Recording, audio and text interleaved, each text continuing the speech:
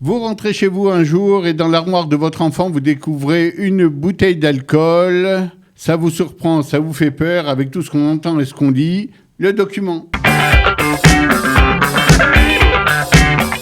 Je pense qu'il faudrait un petit peu d'alcool pour qu'on s'énive un peu et que voilà, on soit un peu bourré. Il y a toujours une bière ou deux. C'est logique, ça fait du bien, ça rafraîchit. Mais ça dépend ce qu'on recherche dans la soirée. Moi, je préfère vraiment les petites soirées où on est limite 4-5, on boit, mais pas non plus être tout de suite bourré. On discute, on s'amuse, on peut regarder des films, on peut manger.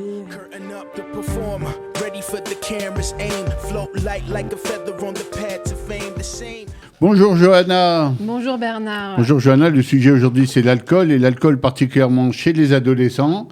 Et c'est un sujet qui préoccupe énormément les papas et les mamans d'adolescents. Alors, évidemment, pourquoi? on ne sait pas trop quelle attitude adopter. Est-ce qu'il y a une consommation qui est normative, on va dire, et une qui ne l'est pas? Comment réagit-on? Arrête avec tes questions, on n'en peut plus. Par pitié, je t'en prie, sois cool. Alors malheureusement, si on écoute nos enfants aujourd'hui, oui, il y a une consommation normative. Ça va pendant la semaine, quand on est à l'école et tout... bon, d'accord, on ne boit pas obligatoirement, mais à la fin de la semaine, quand on est libéré et qu'on fait des messibodes, des fêtes entre nous, c'est une bonne façon de se sentir sympa, léger, de s'exploser un peu la tête. Comme chez les adultes d'ailleurs, j'ai envie de dire. Comme chez les adultes, quelque part, mais les adultes ne supportent pas qu'on leur dise ça. Donc, oui, c'est pas non plus tous les adultes qui, en fin de semaine, font des fêtes à arroser, même si ça arrive énormément. J'ai mis d'ailleurs à cet effet derrière vous, Johanna, une petite photo où on voit que dans les années 20, 30, 40, avant la guerre, etc., il était courant même de donner un petit verre de vin à la cantine aux enfants et personne ne trouvait ça scandaleux. C'est un bon prétexte pour aborder le sujet, je crois. Je pense que c'est pas mal, c'est de voir que la société, à une époque, a été très tolérante et aujourd'hui monte sur ses grands chevaux en expliquant. Mais quelque part, avant qu'il y ait des études qui avancent et qu'on fasse vraiment attention au sujet, le vin, c'était bon pour les adultes et c'était bon aussi pour les enfants, pourquoi pas, ouais. Oui, on peut leur donner... C'est-à-dire, en leur donnant goût peut-être autour du vin de qui douche, aborder le sujet et essayer de savoir quelle est la limite. Alors d'abord, mais qu'est-ce qu'on peut dire sur ce sujet? Alors venez, on essaie de délimiter d'abord Voilà. de quoi on parle et quel est le sujet. Pour moi, ce phénomène est très très inquiétant aujourd'hui parce que d'abord, notre enfant a accès à l'alcool. Pourquoi c'est inquiétant? Parce que même si les autorités se sont rendues compte que c'était quelque chose de grave et qu'aujourd'hui il faut avoir la majorité pour pouvoir acheter de l'alcool, on connaît toutes les combines et tous les trucs utilisés même par les ados pour essayer d'envoyer le plus grand de la bande, celui qui a à la fois le permis... Ça, et puis même 18 ans, ça reste jeune. Je veux dire, si à 18 ans, mon gosse est alcoolique... 18 ans, ça reste jeune, mais 18 inquiétant. ans, quelque part, on ne peut plus faire grand-chose. Vous pouvez lui parler, le raisonner, etc. Mais vous n'avez plus la responsabilité de l'enfant direct. Il est responsable de lui-même officiellement à 18 ans. Et là, il peut aller s'acheter de l'alcool, le boire, et il n'a plus qu'à faire à la police s'il y a un problème. Mais nous, 18 ans, pas 18 ans, on reste les parents et nous, on reste les parents, même s'il a envie de boire un petit verre à 50 ans. Non, est-ce qu'on peut parler d'une maladie? Est-ce que ça veut, si on voit qu'il dépasse les limites, est-ce que... Ah non, la maladie, elle va venir après, même l'alcoolisme, même l'addiction à l'alcool, ça vient après.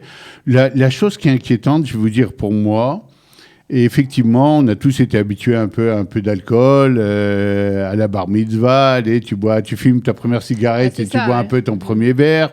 Au qui-douche, tu peux boire un peu de vin, mais pas trop, fais attention. T'es pas encore grand, donc on a tous eu un peu le goût de l'alcool. En général, quand t'es petit, t'aimes pas trop l'alcool, d'ailleurs, ça te fait sursauter, c'est harif, c'est fort. Et puis après, au fur et à mesure que tu grandis, tu dis, oh non, finalement, c'est sympa. Et puis, ça tourne un peu la tête, des fois, et ça a quelque chose de mignon. Mais moi, ce qui m'inquiète beaucoup, c'est déjà la symbolique de l'alcool. C'est-à-dire, est-ce que j'ai besoin, et si vous parlez à des jeunes aujourd'hui, ils disent, mais bien sûr, on peut pas, il n'y a pas de messiba sans alcool, il n'y a pas de fête sans alcool, c'est pas possible. C'est-à-dire, il faut, quelque part, être un peu en perte de contrôle. Il faut avoir la tête qui tourne, ça donne du courage d'aller aborder peut-être... Même chez les adultes, c'est comme ça, c'est quoi le problème? Alors le problème d'abord, c'est que l'enfant croit qu'il y a besoin, et là on touche à l'alcool, mais on aurait pu parler du petit joint, etc., d'être un peu dans un état un peu second pour être sympa, pour être bien, pour oser aller aborder la jeune fille en face, qu'on a repéré depuis longtemps. C'est-à-dire sans ça, j'aurais pas le cran de le faire. Et croire que cette dépendance-là, croire que je ne peux pas imaginer une fête sans alcool... Soyez alcoolique sans boire d'alcool, en fait, tu es en train de nous dire. Quelque part, moi, si j'avais un slogan, c'est oui, si j'avais une recherche éducative, j'en ai une d'ailleurs, qui va dans ce sens, comment remplacer cette sensation, oui, d'être grisé, d'être un peu fou, d'être un peu sous, comme ça, d'être grisé un peu par la vie sans avoir besoin, oui, d'alcool, en trouvant dans la relation avec les gens, oui, tout ce qu'il nous faut pour nous sentir complètement transportés sans avoir besoin de moyens un peu chimiques ou fabriqués industriellement. Mais ça, c'est le côté un peu romantique, je dirais, de l'alcool. Si je devais aborder le côté beaucoup moins romantique, c'est que ça tue énormément de gens chaque année. Ah ouais. Ça tue énormément de gens, ça les tue directement, ça les tue indirectement. Combien de jeunes vont conduire après ? Combien d'adultes vont conduire après avoir bu et avoir bu trop ? Combien on arrête de gens en France, en Israël, sur les routes, on fait souffler l'alcotest et on voit qu'ils étaient dangereux. L'alcool ralentit les réflexes, l'alcool endort, l'alcool ne te donne pas la possibilité de réagir comme tu voudrais. C'est pas que dans des situations d'addiction, tu dis, ça peut être une prise rapide d'une fois. Ça peut être tout à fait une prise d'une fois. T'es allé, je me rappelais d'un copain qui m'avait raconté qu'il buvait pratiquement jamais. Et puis il va à un anniversaire à Tel Aviv. Et là, on arrose bien l'anniversaire. Il attend 1 heure et il pensait avoir recouvré ses esprits. Il prend sa voiture, il voit un feu rouge, il appuie sur son frein et s'aperçoit qu'il s'arrête, mais il s'arrête au milieu de la route d'après. Les réflexes avaient été ralentis, il n'avait pas bien analysé quel feu c'était, est-ce que c'était celui qui tournait à droite ou celui tout droit, le temps de comprendre. Et là, il s'est fait klaxonner par un bus qui a failli lui rentrer dedans et il n'a plus retouché une goutte d'alcool parce qu'il a vu la mort devant lui en disant « Mais d'habitude, je ne touche jamais à l'alcool. » Ouais, non, puis ça peut être aussi un malaise. Moi, je parlais d'un truc physique. Alors, d'abord, le truc physique, sachez qu'on s'endort plus facilement au volant, on fait des écarts plus grands, etc. Donc déjà, alcool et conduite, c'est un truc extrêmement dangereux. Au niveau de ce que ça creuse, ce que ça fait au corps même, il y a des gens qui vont dire « Ah, je sais pas, quand j'ai essayé d'arrêter, j'avais une petite addiction, je commençais à être, et puis j'ai essayé d'arrêter, et j'avais des tremblements tout le temps. » Oui, vous savez que l'organisme, pour s'habituer à ces doses d'alcool, c'est très dur même de revenir à ce que tu étais avant. Ça met du temps, c'est difficile à gérer, et les gens le prennent par-dessus la tête. « Oh, un verre de vin rouge, c'est bon, il y a des études. » Non, lisez bien les études, vous allez voir qu'un type qui boit un verre de vin rouge par jour, déjà, c'est pas bon pour la santé. C'est pas toujours mauvais, ça dépend quand c'est pris, à quel moment, etc. Non, mais des fois, raconter des légendes comme ça... Des fois, on veut jouer le parent cool qui laisse un peu l'enfant et on passe à côté de choses, c'est vrai. Mais c'est aussi une méthode, c'est-à-dire que quand tu dédramatises, peut-être que l'enfant ne va pas le faire juste pour essayer parce que tu as mis trop d'interdits sur le truc. Il faut faire attention de ne pas dédramatiser des choses qui sont dramatiques. C'est-à-dire, quelque part, l'alcool, c'est très sympa, ça grise un peu, ça permet de chanter des bonnes chansons paillardes en famille, etc., et de bien rigoler, mais ça reste quelque chose d'extrêmement dangereux, ça reste quelque chose qu'il faut prendre avec modération, et quand on est adulte, et quand on est capable de gérer, et quand on ne conduit pas après, et quand on ne va pas frapper sa femme après, parce que ce n'est pas juste la conduite, parce qu'on est excité par l'alcool. Je vois que l'heure, elle tourne juste. La question très importante, qu'est-ce qu'on fait quand l'enfant est alcoolique ? Quand l'ado est alcoolique ? Alors déjà, il faut... Est-ce que ça devient une addiction ? Déjà, essayer de le repérer avant qu'il soit alcoolique. C'est-à-dire quand il a commencé avec ses copains à boire les premiers verres. Il y a des signes, rentrez sur Internet, allez voir, il y a des signes très précis. La consommation d'alcool, elle rend par exemple votre enfant beaucoup plus irritable. Il va s'énerver pour rien. Si vous voyez qu'il s'énerve, il ne le fait jamais habituellement, il vous répond méchamment, etc. Il y a de l'alcool derrière, très souvent. Il peut y avoir aussi de la drogue. Parce que, oui, bien sûr. Quand il a bu, déjà, quand il rentre, si vous voyez votre enfant un jour rentrer, aller s'allonger sur le fauteuil, les yeux un peu vitreux, et quand vous lui parlez, il est irritable et énervé, il a bu. Maintenant, il n'est peut-être pas encore en addiction, c'est-à-dire il n'est peut-être pas habitué, c'était peut-être Khat Péami, comme tu disais tout à l'heure, circonstanciel, il a bu un peu avec ses copains et tout. Il n'empêche que très vite on s'habitue, très vite on rentre, et l'alcool c'est un fléau, et c'est pas pour rien, et l'alcoolisme c'est un fléau, c'est pas pour rien, c'est qu'il y a une addiction. Et dans une conférence que j'ai donnée cette semaine, je dis appeler les choses par leur nom. L'addiction, par exemple, n'est pas quelque chose de bien. Aujourd'hui, si vous rentrez dans les jeux vidéo, vous allez voir jeux addictifs. On l'a rendu, c'est bien, c'est un jeu qui te tient en éveil tout le temps. Non, addictif, ça veut dire que tu es en train de perdre ton contrôle à toi-même, ta propre volonté, tu es sous emprise d'une autre volonté. D'ailleurs, tu es sous emprise de quelque chose d'autre. Ça veut dire aussi que l'adolescent n'est pas coupable. C'est important de le souligner. Parce que peut-être qu'il cherche à satisfaire en fait un malaise. Alors, très probablement à la base, la définition de l'addiction. Soit il est influencé même par ses copains qui lui disent c'est super, il faut que tu connaisses ça, quoi. T'as jamais pris pour les joints, c'est pareil. T'as jamais fumé un joint, mais t'es un pecno, t'es en retard sur quelque chose, etc.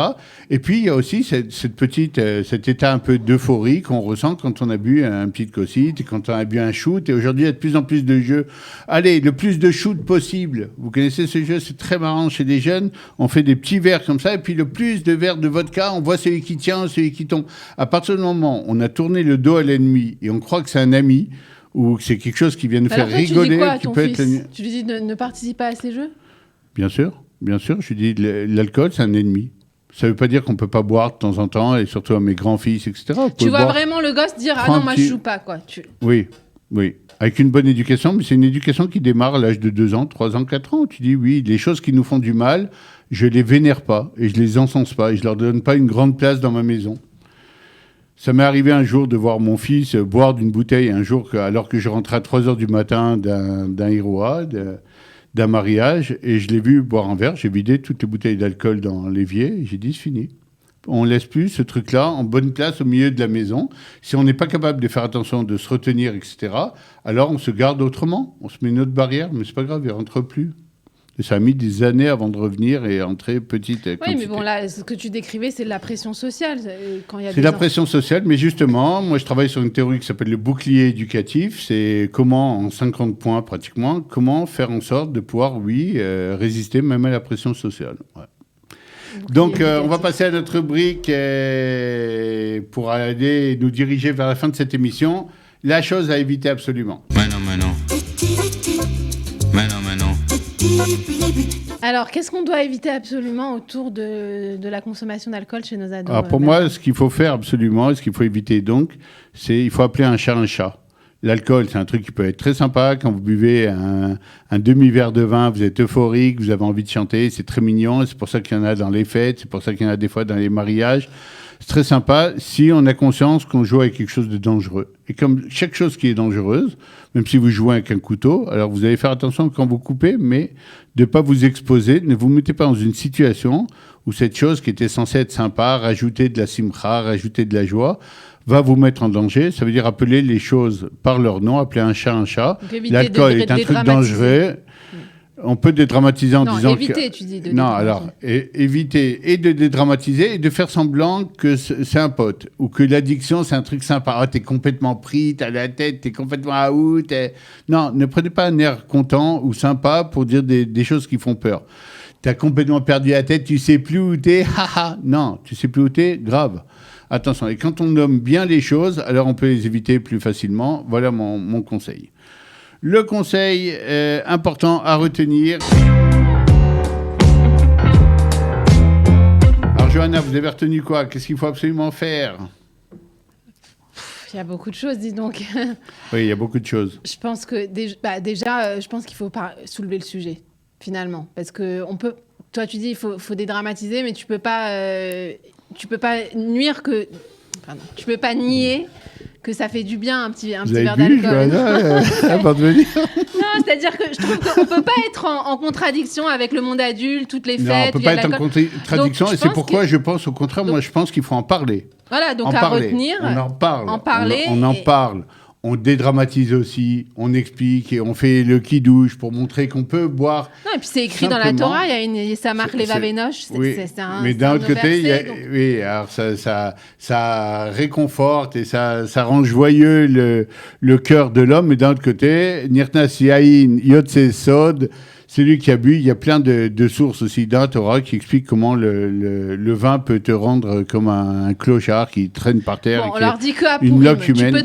Tu peux boire qu'à pourri. Non, on leur dit rien. D'abord, on adapte à chaque âge, etc. Hors de question de retrouver des petits enfants avec un verre de vin. Hors de question. Mais à partir du moment où ils commencent à grandir, etc., tout, on peut toucher à tout, on peut goûter un peu à tout, mais avec beaucoup de modération et en sachant que ce sont des choses qui peuvent te mettre en danger et donc te protéger. Et comme dans alors tout, expliquer, parce que je pense que les ados ne le comme savent pas dans toujours. tout, les enfants et comme les adultes sont pas des idiots, c'est très bien qu'un chauffage, un feu brûle, tu t'approches pas trop, mais par contre, il réchauffe si tu restes à 1 mètre et c'est un peu la même mais chose. moi, je savais pas ce que tu disais, comme quoi, même en une prise, il y a Même des gens qui meurent.